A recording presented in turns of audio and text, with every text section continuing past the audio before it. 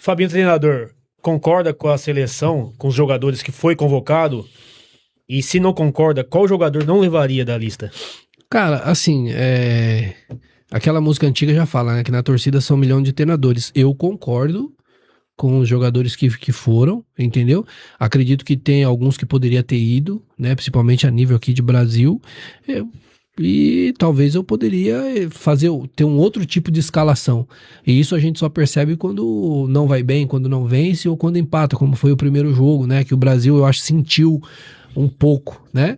Mas eu concordo com os jogadores que foram, lamento a ausência do Rodrigo, do Estevão. Eu acho que essa próxima geração nossa, ela tá fantástica, sabe? O Magalhães vindo aí, pedindo passagem, arrumando a cozinha. Então, assim, cara, eu concordo com todos que estão lá. Fabinho.